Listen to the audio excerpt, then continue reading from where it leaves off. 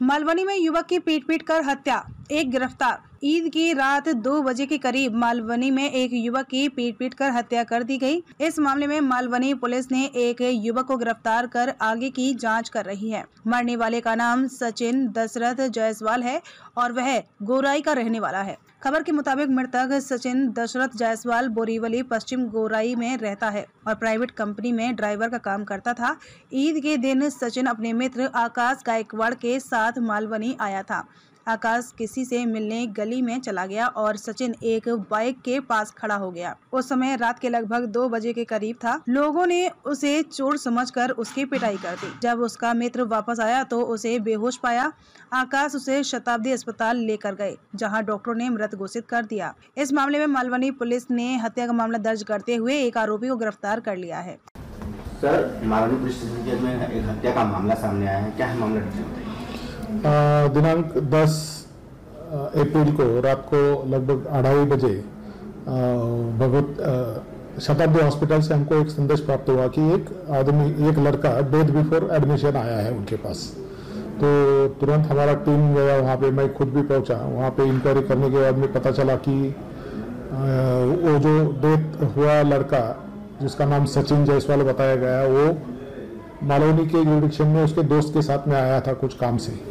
फिर वहाँ पे किसी ने उसको बाइक का चोरी कर रहा है ये समझ के, चोर समझ के उसको मारा और मारने के बाद में वहाँ पे वो बेशुद्ध हुआ। तो उसको उसके दोस्त ने हॉस्पिटल लेके गया तो वहाँ पे वो डेथ डिक्लेयर किया। तो वो हिसाब से जैसे ही हमको पता चला, हमने तुरंत एक्शन में आके वेरिफिकेशन किया, उसका फिरियाद रजिस्टर करके जो लड़के ने मारा वहाँ पे पहला एक लड़का इमरान अंसारी नाम के लड़के का नाम पता चला, उसको अरेस्ट किया है और आगे का इंक्वायरी और इन्वेस्टिगेशन चालू है उसमें। इसमें एक ही आरोपी है और भी आरोपी की संख्या? अभी वो इन्वेस्टिगेशन चल रहा है। अभी फिलहाल एक का ही नाम साथ में आया, लेकिन जो आकाश फिरियादी है, फिरियादी को रिक्शा तक छोड़ने के लिए एक और लड़का गया था, उसके बारे में भी उसका सहभाग है या नहीं है वो भी हम लोग वेरिफिकेशन कर रहे हैं। मृतक कहाँ का है और मालवनी में किस लिए आया हुआ था, इसकी जानकारी कुछ? मृतक है गोराई का रहने वाला और कुछ पर्सनल काम से आए थे, वो इतना ही पता चल रहा है कि वो क्या काम से थे उसका हम देख लेते हैं कि तहकीकात चालू है उसका। मालवणी पोलीस स्टेशन मध्ये हत्याचं प्रकरण समोर आलं आहे, काय प्रकरण? दिनांक 10 एप्रिलच्या रात्री 2:30 ते 3 वाजण्याच्या सुमारास शताब्दी हॉस्पिटल कांदिवली येथून संदेश प्राप्त झाला की एक इसम मयत पूर्व दाखल तिथे आलेला असून त्यांनी दिलेल्या संदेशानुसार तात्काळ आमची टीम तेथे गेली। तेथे केलेल्या चौकशीवरून फिर्यादी आकाश गायकवाड यांनी माहिती दिली की तो आणि त्याचा मित्र जो मयत आहे सचिन जायसवाल हे दोघे मालवणीमध्ये काही कामासाठी आले होते। तिथे गेल्यानंतर ते दोघं वेगवेगळे असताना सचिन जायसवाल स्वतःची बाईक समजून दुसऱ्या एका गाडीला चावी लावल्यामुळे तो चोर आहे असं समजून तिथे लोकल राहणाऱ्या ज्या गाडी मालकांनी इम्रान अन्सारी यांनी सचिनला मारहाण केली आणि त्याच्यामध्ये तो खाली पडला, चक्कर येऊन खाली पडला किंवा बेशुद्ध झाला जागेवरच। त्याला आकाशने ताबडतोब बाईकवर बसून बाईकवर त्याच्यानंतर रिक्षामध्ये बसून हॉस्पिटलला नेलं। तिथे तो मयत डिक्लेअर झाला। त्याप्रमाणे आम्ही गुन्हा दाखल केलेला आहे। तपासामध्ये प्रथमदर्शनी जो ज्याच्या बाईकला चावी लावत होता तो इम्रान अन्सारी याला अटक करण्यात आलेली आहे आणि त्याच्याकडे अधिक तपास चालू आहे। मृतक कुठे राहणार आहे आणि हे मालवणीमध्ये कशासाठी आला? मृतक हा गोराई 1 येथे राहणार आहे भीमनगरमध्ये आणि मालवणीमध्ये तो आणि त्याचा मित्र दोघं काही पर्सनल कामासाठी आलेले होते, त्याच्याबाबत तपास चालू आहे।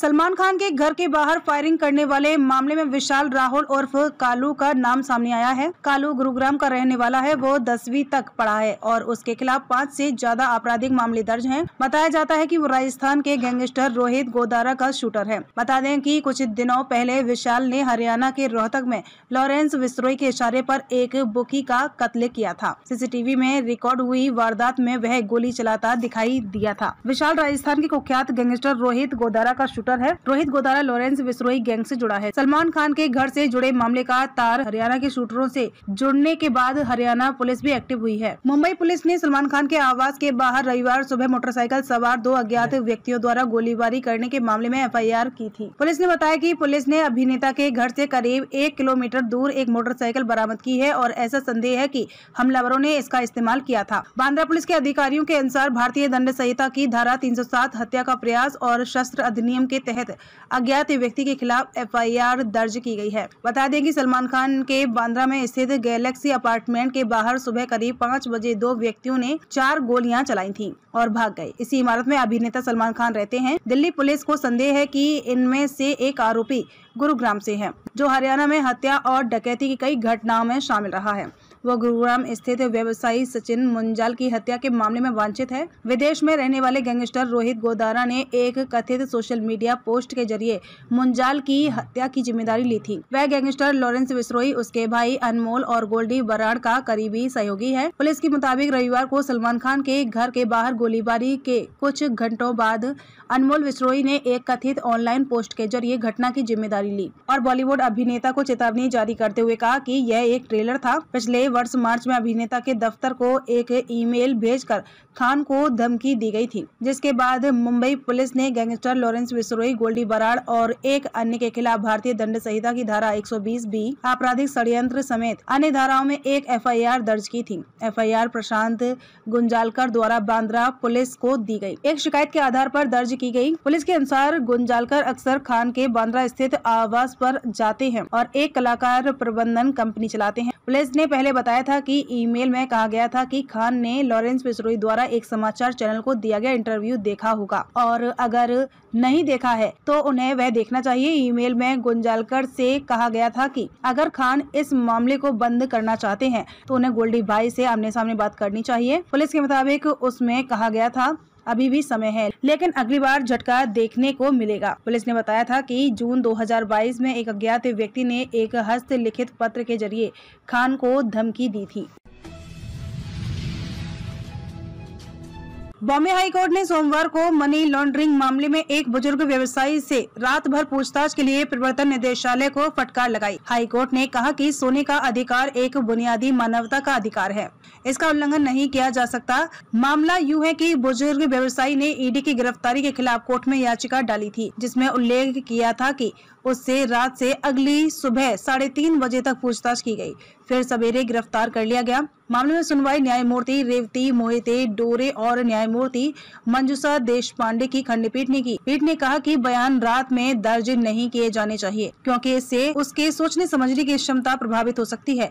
इस तरह की प्रथा को समाप्त किया जाना चाहिए। अदालत ने यह आदेश 64 वर्षीय राम एस रानी की याचिका पर दिए, जिन्होंने धन शोधन मामले में अपनी गिरफ्तारी को चुनौती दी थी। हालांकि अदालत ने याचिका खारिज कर दी है, लेकिन रात भर पूछताछ के लिए ईडी को आगाह किया। गौरतलब है कि ईडी ने अगस्त 2023 में इस रानी को गिरफ्तार किया था। उन्होंने अपनी याचिका में कहा कि वह जारी किए गए समन पर 7 अगस्त 2023 को एजेंसी के सामने पेश हुए और उसने पूरी रात पूछताछ की तथा अगले दिन मामले में उन्हें गिरफ्तार कर लिया गया। उधर जांच एजेंसी के वकील हेतेन बेनेगामकर ने अदालत को बताया कि इस रानी ने रात में अपना बयान दर्ज कराने के लिए सहमति दी थी। याचिका के अनुसार ईडी अधिकारियों ने इस रानी से तड़के तक पूछताछ की। अदालत ने कहा कि स्वैच्छिक या अन्यथा हम उस तरीके की निंदा करते हैं जिस तरह इतनी देर रात में याचिकाकर्ता का बयान दर्ज किया गया, जो तड़के 3:30 बजे तक चला। पीठ ने कहा कि सोने का अधिकार एक बुनियादी मानवीय आवश्यकता है और इससे वंचित करना व्यक्ति के मानवाधिकार का उल्लंघन है। अदालत ने कहा कि वह समन जारी होने पर ईडी को बयान दर्ज करने के समय के बारे में एक परिपत्र दिशा निर्देश